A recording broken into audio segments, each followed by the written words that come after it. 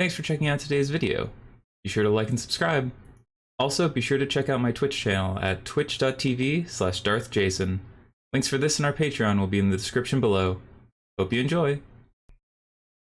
Alright, here we are everybody, with an interesting take on Mono Green in Pioneer. Saw this list in one of the 5.0s. There's a bunch of different versions of Mono Green floating around right now. This one is a little bit more reminiscent of the old Ghalta style decks of old and standard with some upgraded cards from more recent sets. So curious to see how it plays out. Obviously we're mono green, so land base is going to be pretty simple. We're not playing the snow mana base, which I find interesting, specifically because of the power level of Faceless Haven. But as you're going to see in the rest of the deck, there's so many green pips that even one colorless land could really make it impossible to play. So other than forests, we have one Castle Garenbrig. Again, just very powerful card that can ramp out multiple spells in a turn, and 4 Hash of Oasis to force through a little bit of extra damage. Like every green deck in Pioneer that is low to the ground, we're on 8 elves, 4 Elvish Mystic, 4 Llanowar elves. Pretty straightforward. We just need to accelerate past our opponents. This kind of deck has to have an elf almost anytime you want to win. So you only play 4 2-drops in the Werewolf Pack Leader, one of the best 2-drops in the format, especially with a deck like this where you're drawing cards regularly. But again, the goal is to go from 1 to 3 to 4. So our 3-drops, the bread and butter of the deck. Lovestruck Beast, again, huge against any creature deck. Been around for a while now, nothing new here. Ronus, really good on offense, really good on defense. Every creature that costs 3 or more turns this on, so should reliably be able to attack and block, and being able to give our big old idiots trample is huge in this kind of deck for pushing through the last couple points. Harbinger's a very good card in the meta. 3 toughness is a little awkward, but being able to have hexproof from black helps with a lot of the removal in Pioneer, as well as if this ever connects, you can sort of go digging for your 4 drops and higher that will just end the game. This is a really good game 1 card to have, and then you get to side it out against decks that can easily interact with it or aren't black. Old Growth Troll, another staple of the mono green deck from standard right now. A lot of these cards are going to seem familiar if you played mono green last season or this season in standard. Just a big creature that very reliably gets in. It also gives a second version of itself when it dies and can ramp you into bigger creatures, so it's just all around good card. And again, big dumb idiots with trample, always appreciated. Steel Leaf Champion, once again, another very hard to cast card, but in our mono green deck, it's just 3 mana for our 5/4 that can't be blocked by creatures power 2 or less. Helps again with the chump block problem that a deck like this has if you don't have your Tramplers or your Ronas. But again, decks that can sufficiently interact with these 3-drops, this isn't going to change that very much. Moving on to our high end, we have 2 Questing Beasts. Just the most efficient beater. Again, oddly enough, has less or equal power to almost all of our 3-drops. But the extra text on this card does a lot of work, especially the can't be blocked, and being able to deal with planeswalkers, especially game 1. Surrak the Hunt Caller, throwback to the Khans aggro decks of old, where being able to just have this around to give your late game cards haste is huge. Being able to make your top decks all have haste in a deck like this usually is the difference between winning or losing, especially if you find your higher end, but even just getting a Lovestruck Beast with haste will often be enough. Elder Gargaroth, another staple of the standard green decks, just very versatile. And again, you want a little bit of top end in a deck like this so you can try and, push through. The repeatable life gain going wide as well as drawing cards is huge. And in things like the Mirror, where the other green decks don't go quite as big, with the exception of Vorinclex, this is a very hard to answer threat. And then we're playing the biggest green creature you got, Ghalta the Primal Hunger. In this kind of deck, she should reliably cost between 4 and 2 mana. And again, if you ever get the hands that's like turn 1 elf, turn 2 3-drop, turn 4 Surrak, give Surrak haste, turn 4 Ghalta, the game ends. Not much any deck in the format can do with that kind of curve. So again, your higher drops are all paired off, I don't know if 4 2-ofs is where you want to be, especially in a deck like this that is just 4, 4, 4, 4 across the board. You know, you're all 4s, and then you have these 10 2-drop 2-ofs.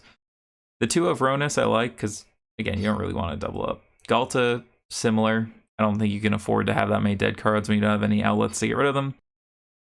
And the Surrak I really like, but I think these 4 slots are probably flexible.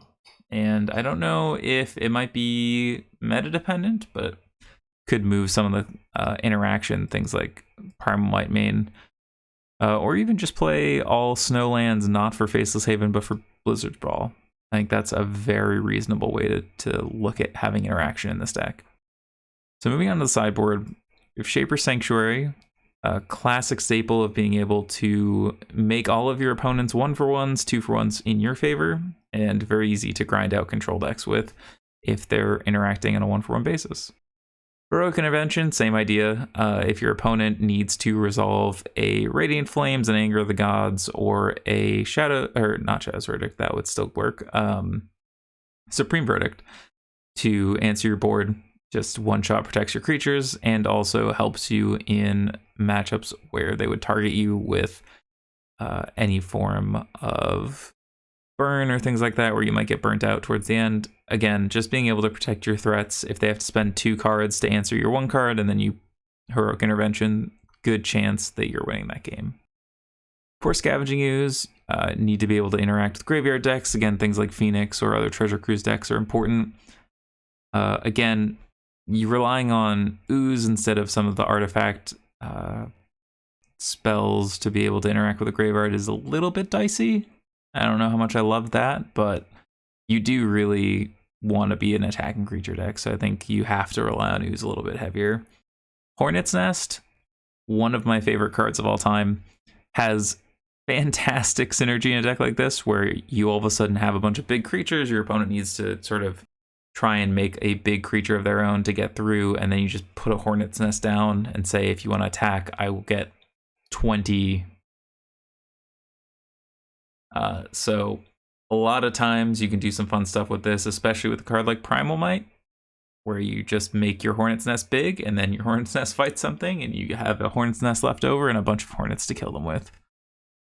I love cards like Hornet's Nest in a deck like this. I think with the way it's set up now, I think there's a chance you could look at like a Nykthos Hornet Queen situation to be able to help you with going wide, but Hornet's Nest definitely does the job on defense when you're playing in a racing situation. Rex Sage, one of the most efficient answers to artifacts and enchantments. Still important to have answers to things like Bolus the Citadel, Jeskai Ascendancy, Chain of the Rocks, etc. Not too flashy, but it needs to be there. Great Henge, one of the best ways to grind out opponents, where you're hitting that roadblock of, you both have big dumb idiots and no one can get through, or you just need to, get through your deck, churn through your deck, and just have more outs to find your big threats. Primal Might, other than Blizzard's Brawl, probably the best green fight spell. Again, all your creatures are huge, so usually it is just green kill a creature, but you also can, outsize any similar sized creatures. Being able to kill things with Ronus, also very important. And again, like I said, has fun interactions with things like Hornet's Nest. Shadow Spear is an interesting one. Again, in any of the matchups where you're playing creature decks and being able to give trample is important, or where you need to pad your life total, your creatures are all usually generally bigger, so this helps you get through. And again, if all your creatures have trample and lifelink, you're much more willing to trade them off at medium rates. Other considerations that I think would be worth looking at for a deck like this is Lair of the Hydra, other man lands, creatures like that. And other than that, like I said, it's just optimizing how all in you are on the aggro plan. If you want your numbers to be different, like I think Surrak is great. I think you may want to play more Surrak than you want to play Questing Beast, or move Questing Beast to the sideboard. But there's a lot of different builds to green right now, so it's interesting to see where it's going to go. I think this style of build has a lot of promise, and I think it's still very early in its development, so I'm curious to see how it looks. So let's head over to round number 1. All right, here we are against the trophy leader. Round number 1 with Mono Green. No one drop. It's not worth it to me.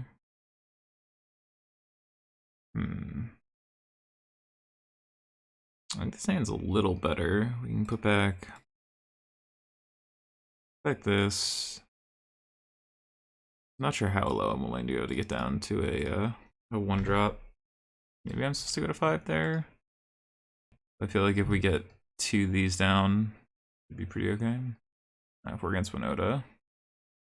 Well, so we're strong on the deck, huh?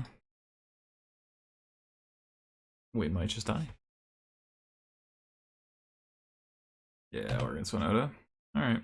Well, if we don't hit a land, we're almost certainly dead.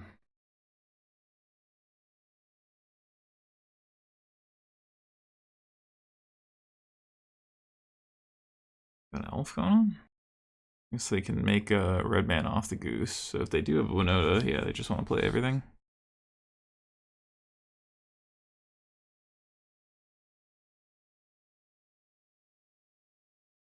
Alright, kind of rooting for them to just have the Winoda here so we can go to game 3.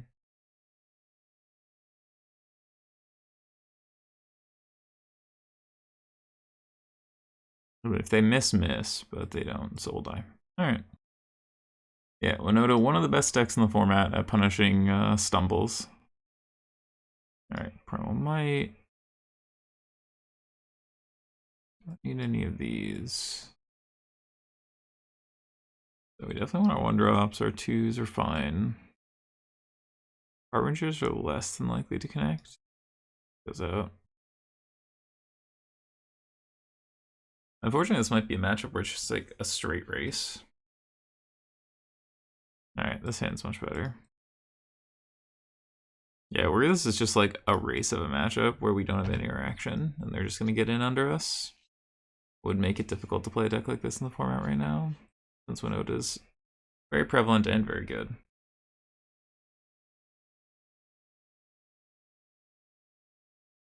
Alright, let's get the beatdown. Going with the Steel Life here, just because it can't be blocked by almost any other creatures they're going to play here. That's fine.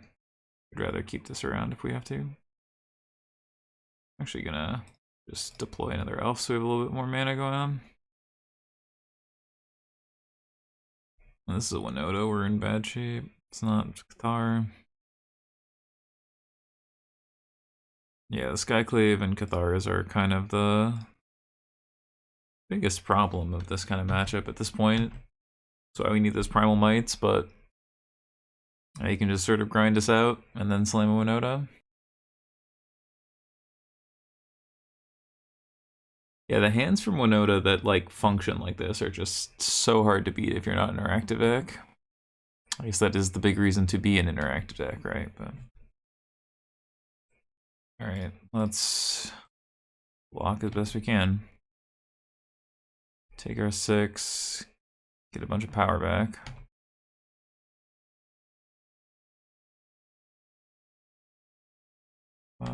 Alright. Green there's fine. I'll save another one, in which case we're not thrilled. I mean, they could just consider racing, but yeah, if they have a second Winoda here, we're just dead. Chariot's pretty close to the same deal. So like we could draw a Ghalta here to like be able to stabilize the board. Attack. I don't have any great attacks here. Here we just trade one of these creatures for this. Oh wait, this. It's fine. No, swap back. Alright. Ghalta's our best draw. I'm just gonna make some creaches. Especially 5/5 is pretty big on this board. Yeah, no point getting in. Getting the Harbinger down earlier would be nice. Yeah. Yeah. Sometimes they just have Winoda and you die. Yeah, the hands like this. Yeah, I can't see a world where we get through 6 triggers. Alright, well. Pretty quick way to die. Just playing a deck without much interaction against Winoda. But that's why Winoda is one of the best decks in the format right now. On to round number 2. Alright, here we are back for round number 2 with Mono Green Aggro. Hand's close. I don't think we can keep it. Alright, this hand's much better. We're gonna do Steel Leaf, turn 3 Sirach. Alright, they're not a Yorion deck, but they are playing Inspector. Interesting. See what they've got. White black. Oh, is this white black humans? Big one. It is white black humans. These big old creatures will do well, but we might get Skyclaved out of the game. Yeah, if they, I guess they wouldn't play Skyclave, they'd play Brutal Cathar if they are humans, but I guess they could just play white black creatures. Certainly a reasonable thing to do in Pioneer. Alright, looks like they are solidly white black. So they are humans. I think we do just want to. We don't want to trade. Ooh, that's pretty good too. Get Sirach down. Double block. I'll eat both of them. So it deals 3 and 2. Alright, so next turn we get to play both these. Give one of them haste. As long as we don't die, but I feel like it'd be tough to die from 15 here. Currently there's 9 on the table, so they have to get 6 haste out of white black humans. And they could go land Lieutenant Lieutenant. That would actually do it. But like 3, 7, 9 plus 6. Yeah. Land Lieutenant Lieutenant gets us. Or similar effects, but I don't think we're ever reasonably concerning ourselves with that line. They can sack 2 humans. And it costs 2. So they can play 1-drop, sack 2 1-drops, kill our Sirach. I mean, get in first, right? If you kill Sirach, there's not really a way we can kill them. Even with this Oasis as a surprise 3, that'd only be 9 damage. But if we have Sirach, we have 11, 14, or 15 coming in. Chances are we probably just play the pack leader instead of getting in with the elf. They're working out the plan. Alright, Hive.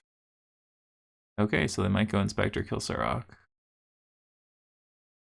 You can just get in with the Inspector if you want. If they want to get aggressive, they can get in with the Sentinel. This could block here, but you're probably just wanting to kill this, right? Well, there's the Lieutenant. They had 1 Lieutenant. Now the question is, how much do they attack for? Get in for 12, puts us to 3. And they can block both of these. Would have needed a Ghalta to win, I think.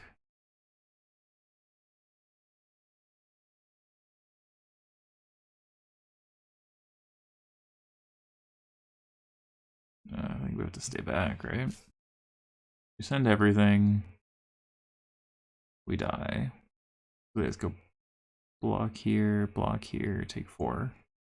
We send in just this. 3 blocks. 1, 2, 3. Yeah, we die. As it sits, we're still dead to everything. We're dead to any human. Or them finding a land. Ah. Aaronvel makes humans is an interesting interaction. Alright, so they have land, so they stand up high and we die. I guess we'll make them see it. Oh, that doesn't. I've done this before. It's hexproof, not protection. It reads like it should be protection, but it's not.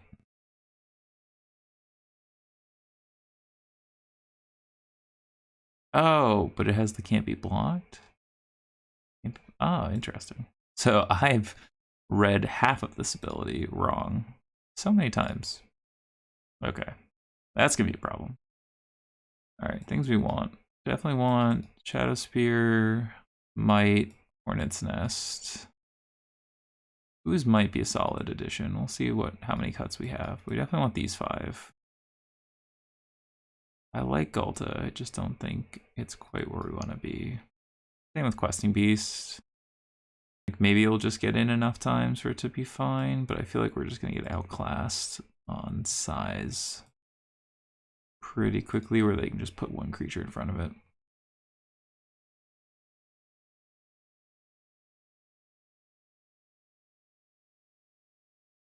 Harbinger is always my go-to, not gonna connect. We do just play Ghalta on the back of... Yeah, I think we do just play Ghalta on the back of, like, there. We just need a creature that can go over the top. Alright, let's hand's passable. It's a little awkward, for sure, but, like, turn 2 Nest with Primal Might at least gives us a chance.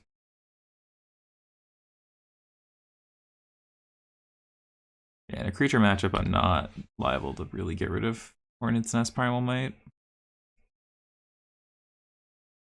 I have Thoughtseize. Fatal Push. Well. And now we could look really bad, but managed to find Oasis. What's their 2-drop? Yeah. And Gold Sentinel. Actually, one of the better cards for them to have for us. It creates 3 Hornets, assuming they don't have another Fatal Push. If they do, we're in trouble.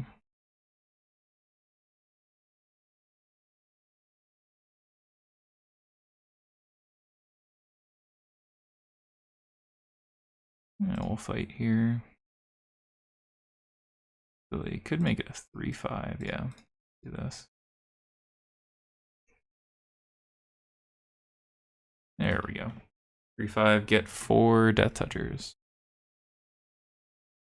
And the nest is still around.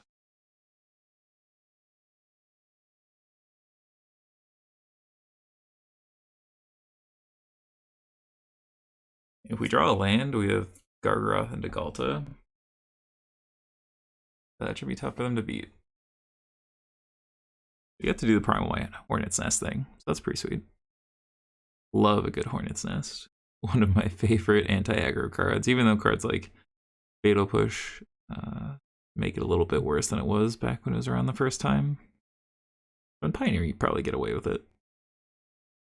Being an O2 is also tough. The fact that it's good against burn specifically is also nice. You think? I don't think they're gonna have enough removal for me to want to bring in Shapers. You just like have more creatures that we can play early. On the draw, I don't think we can afford Ghalta. Kind of leaning towards the same on like one Gargaroth. I don't think we can have slow draws on the draw here. Get rid of 1 Ooze. It's a good card, but like the second Ooze isn't going to help us as much as like the first Gargaroth, I think. Alright, well, let's hand Stellar as long as they don't have a Fatal Push. Or if we just find a 3rd land. Alright, well, they're leading on a white land, so they don't have a push. One Mystic. The Old Growth Troll into Lovestruck plus the token. Portable Hole. Well, I guess. Now we get to go Lovestruck plus a Elvish Mystic now. Is Heart's Desire, to be fair. Again, they've sort of slowed themselves down to the point where, yeah, Brutal Cathar is probably going to take the elf. Fine. We just have 3 lands now. Like, they have sufficiently slowed us down, but at the same time... Actually, I think I'm going to pay the life to get this down so that we can maybe ramp this dies.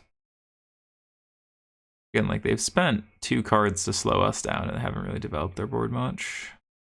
I don't know how much they slow down, but they're black-white, so they can't have like Cocoa and things to speed up their humans' draws. Dire Tactics, sure. Alright, well they have 2 cards left in hand, and we're gonna just outsize them if they don't have more removal. Like draw land, get to go Elf Ronus or just Surok. Like they had 3 pieces of removal. Not sure how many they have in general, but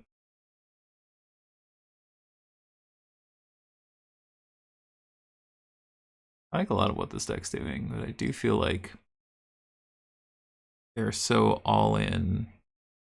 I mean, not all in, but they have a lot more aggressive starts game 1 that I'm curious how many pieces they remove to be able to have this interaction post board. If it does slow them down a lot, and if that keeps them being a reasonable choice.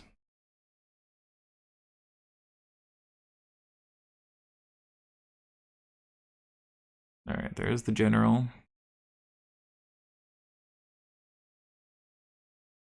Alright, so they can't attack in, but they can get rid of this next turn. Alright, final land. I think I am going to play these 2. I mean, there's no chance they sack 2 creatures to kill our Love Struck here, so now we have 2 blockers, and like if they answer Love Struck, we take a ton of damage, which is unfortunate, but we can chump with the human and then, excuse me, hope that Gargaroth's big enough. Gargaroth also, like, gotta be hard to answer, right?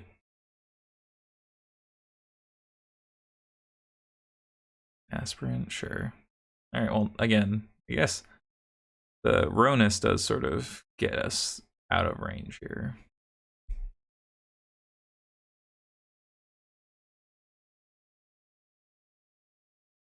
I'd say there's an argument to just playing like Land Surok here, but I want to just get this down. We'll just be on defense. And every card we play is bigger than their cards. At least for the moment. Yeah, we don't have the Ghaltas in. Or the questing beasts, but Gargaroth should be able to hopefully get us pretty far along with Ronus.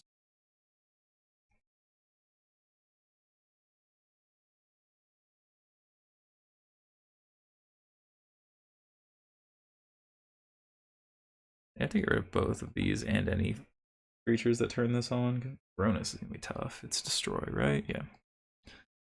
So Ronus is gonna be a pretty big brick wall here. Alright. Another aspirant. On gold. Alright. Well, if they can get that big enough, it's gonna be a problem, but we can leave mana open to try and make our human have a high enough power to deal with it, but it's still gonna be tough.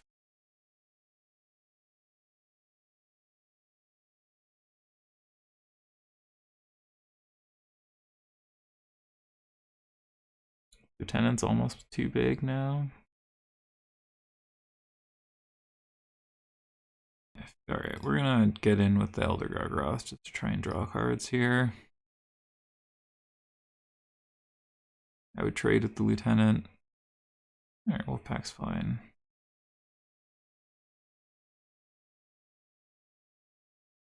Could put like Cathar Aspirant in front of it, and that'd be a reasonable trade on their end, I think.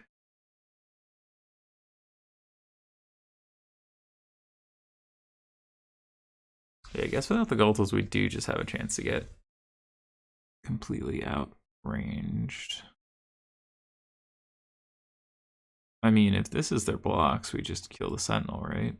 Because as much as this is going to outgrow, Ronus will always deal with it, where the Sentinel we won't be able to block effectively. Rack in there. I'll just keep deploying. It'll push the rock, sure. Yeah, we have Great Henge to draw towards.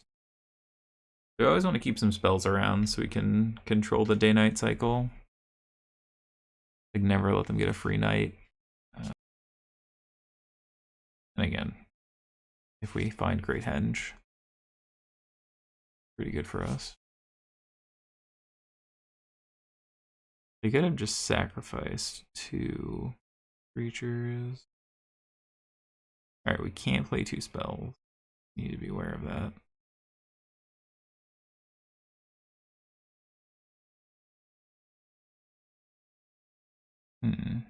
Alright, I'll just pass. Yeah, we can't play 2 spells. That's okay.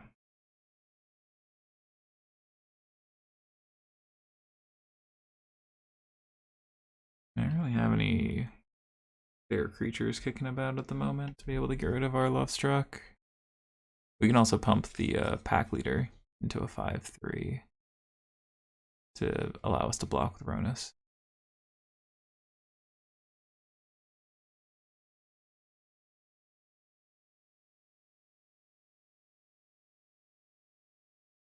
Hope they don't have another spell.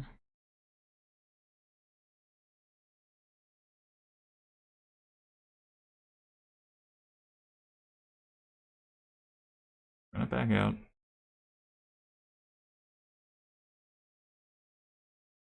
Maybe we're supposed to just start chipping with Ronus, but like Ronus is the only thing holding them back at the moment. No, they have 2 spells now? That's so brutal. Yeah, now we're just so far behind when this flips. Like, almost entirely have to draw Parmalmite right now. Man, I would not have expected them to have better late game staying power than us. But like, Aspirant Lieutenant's a really powerful set of cards, along with having Kudro. Like, just a lot of pump. Like, the creatures are all way better sized than you expect when this is going on. I actually quite like this style of deck, where it feels like you have the inevitability. Well, Pack Leader's not going to do much for us. I think we're just kind of dead here. Like, we'll keep playing on the basis of, like, maybe they suicide the wrong creatures, but they can now, any extra creatures they just throw with Kudro and triple Aspirant. Jeez. Man, this is a tough one. Because, like, now even with Ghalta, we're, like, actually not outpowering them. Because they're just going to have an 11. Like, there's not much we can do. Best thing we can do is draw Great Henge, and then just, like, chain a ton of spells together. But we need to draw Henge, like, right now. And even so, it might be a little slow. Can't, like, double block anything. If we don't draw Henge right now, I think we're pretty doomed.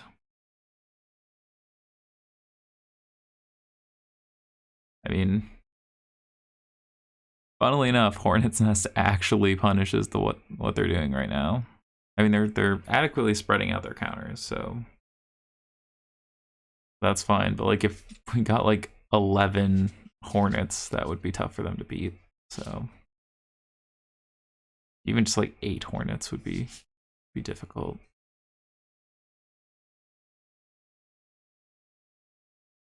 Yeah. Now we just can't ever let them have 2 spells. That's tough.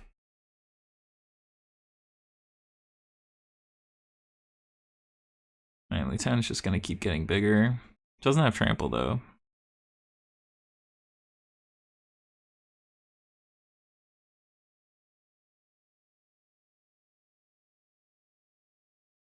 And this would be quite the game to come back in. We can find Henge, another Hornet's Nest, just things like that. Because like now a Primal Might with the Hornet's Nest would be, well, we actually can't get it to greater than 4 power or they just kill it, so Although I guess the plus and the fight happen at the same time, so we could just like make it huge, kill Kudrow. So Primal Might's a good one. Henge is a good one. Another Hornet's Nest. There are good draws. Can't cast both of these, or we flip this back. So I'll just play it as a 5/5. Getting close to the point where I would consider suiciding these to draw 2. On a turn where we haven't already cast a spell, I think I'm more open to that consideration.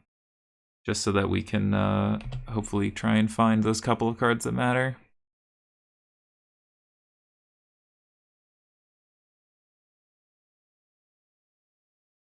I don't think they can realistically go wide enough fast enough. I mean, they'll get close, don't get me wrong. But +3/+3 every turn, but we have enough chump blockers that we'll get a ton of Hornets. Although, I guess, and maybe this is the strategy they should be looking at soon, maybe not this turn, it's just like ship in with like 5 big creatures, we chump a bunch, get the Hornets out, and they kill their own creature that's blocked by the Hornet Nest.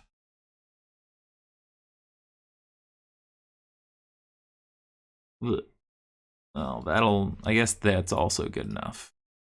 Alright, guess we'll die. Damn, I feel like that was a matchup I underestimated their late game staying power in. Human Sick looked rather impressive. I like that style of deck too, so maybe I'll give that a spin sometime soon. But for now, on to round number 3. Alright, here we are for round number 3. We're on the play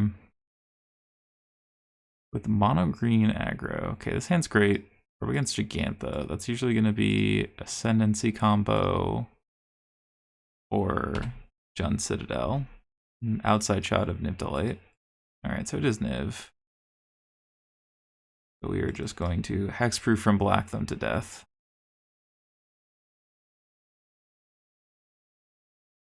Caryatid. Questing Beast, Harbinger should be pretty good here. I'll grab a Steel Leaf.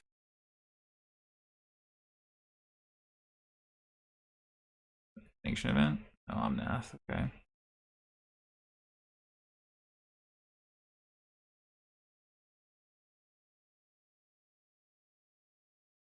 Well, we're in there. Oh no. Reads so much like, actually, Surok's pretty good, right? Surok's pretty good. Oh, actually, no, it is still Ascendancy, okay. Okay. I mean, they can gain another 4 and go to 12. Or they 4, 5, 6 mana. If they went crack, Ascendancy, plus Awakening, they could kill us. But it looks like no. Let's get in there. We're gonna go to 12.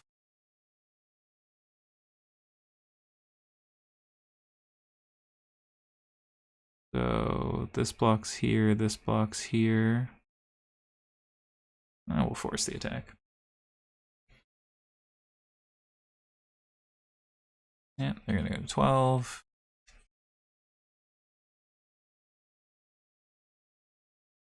So I don't think there's a way they can profitably block, right?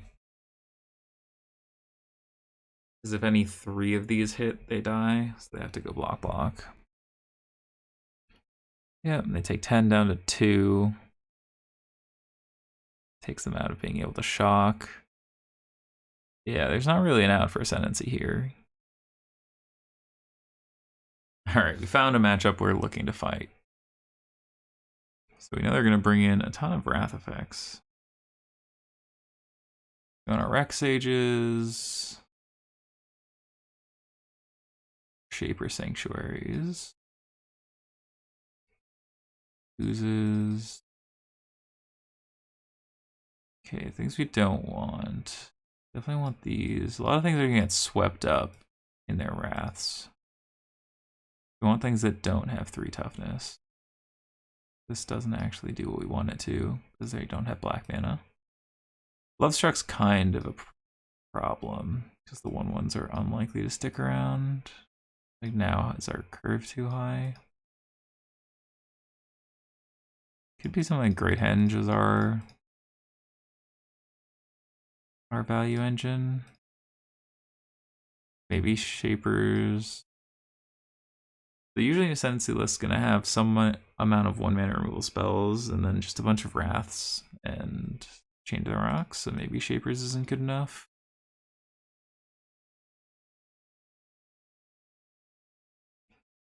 I feel like this line.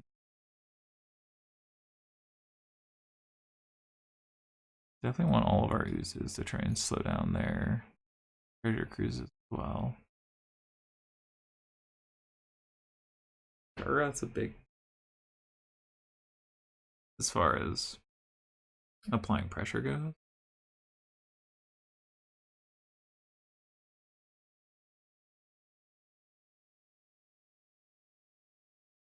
It might just be starter off. Doesn't have any effect that actually just like does a lot for us. Like Ghalta just ends the game if it attacks. Well, on the draw I'm gonna keep this. Again, we could just get swept up, but I think it's more likely we get to deploy some elves. If we get swept up, we were gonna get swept up, and that's gonna be hard to beat either way. Alright, we have a land. Time to just... Alright, well now we desperately need... The Rex, yeah. We desperately need a Rex Age or Ruin Trouble. And they even pitch the Radiant Flames. Aggressive.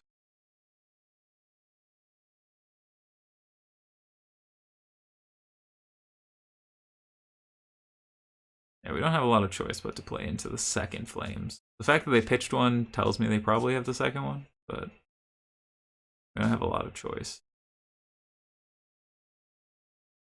We might just be dead here.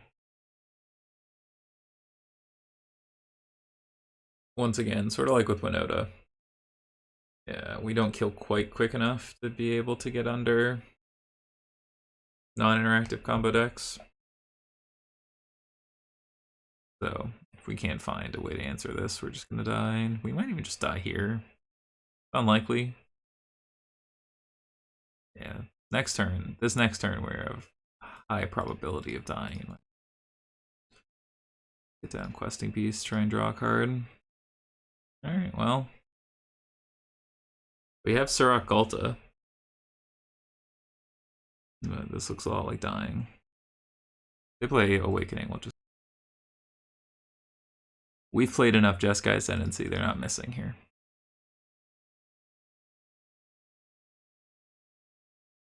If we had more removal, Shallow Spear would be interesting to try and disrupt the Caryatids, but alas, don't really have enough to make that a worthwhile consideration. Okay, I'm gonna keep this on the back of Rex Age.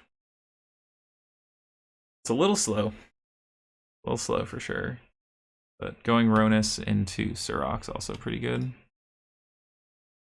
Let's us get in for 10.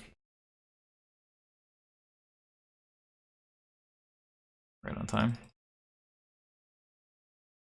Alright, so we either have Rexage, Elf, or Surrak. Back for 10. Alright, Growth Spiral.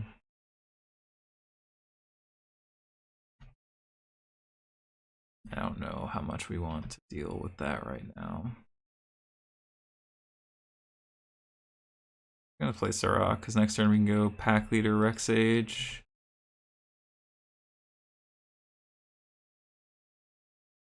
Yeah, we have to get rid of that instead.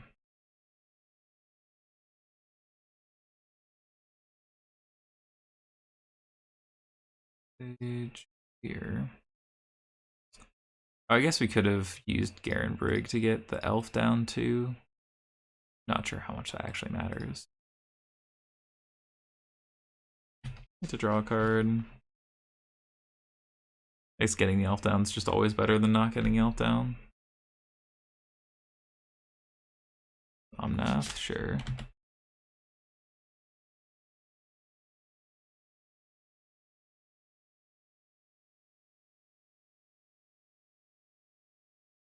Yeah, Omnath's tough.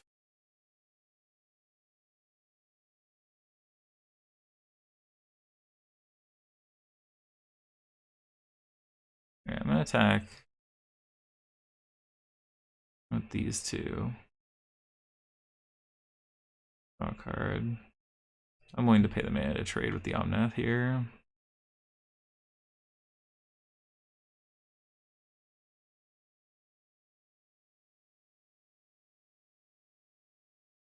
Yeah, see if we had this up, we could eat something. Yeah, all comes back.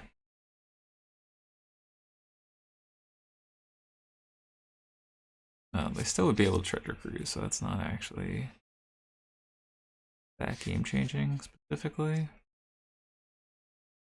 So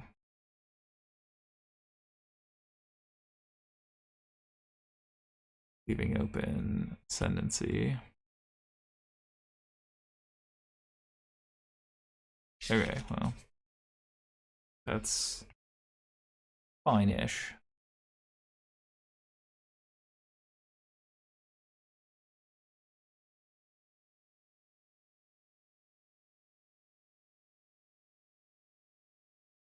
Alright, well, they're dead this turn if they don't kill us. Let's see what they got. We can just Oasis the questing beast. Well, it's a good start to killing us. They just have it. Oh, God. Well, they need a 1 or 2 mana spell.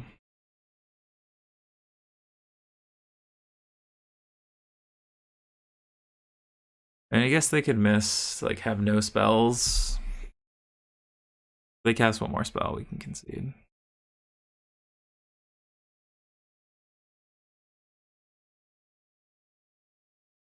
Oh, what a brutal way to go out. It's like uninteractive combo by a turn. I don't think the Shaper's very great. Probably not the best thing to board in, but damn. Well, the Winoda match didn't feel great. The other two felt eminently winnable. Humans, I think we had the wrong assumptions about who was favored if the game went to a point of, you know, turn 6, turn 7, but I guess they just had a better synergy than we did. Just big dominates didn't really synergize together. Losing that match to Ascendancy is tough. I know they have a lot of tools. I played a ton of Ascendancy. I know they have a lot of tools to deal with the stuff we're doing, but it's rough to die the turn before you have them locked up. That's so it goes. This deck's interesting. There's like 4 different mono green variants going on right now. I don't think this version does anything more impressive than the other versions, and like having cards that are potentially just like dead some of the time isn't great. You are super reliant on like people just folding to 3-drops, which like isn't the case so much. I think some of the other green versions are probably closer to where you want to actually be. But I also just think that like if we see a lot more burn, things like that, creature decks, I'd rather be playing this. But as decks like Winoda and yeah, Winoda being around is a big problem. Stuff like Phoenix, I'm happy to play with a deck like this, but yeah, I don't know how you ever beat a deck like Winoda consistently. But it's interesting to think about. Thanks for watching, everybody. Until next time. Hey there. Thanks for stopping by. I hope you've enjoyed this content on either Twitch or YouTube. If you did, please like or subscribe. If you didn't, be sure to leave a comment down below. I promise not to read it. Until next time.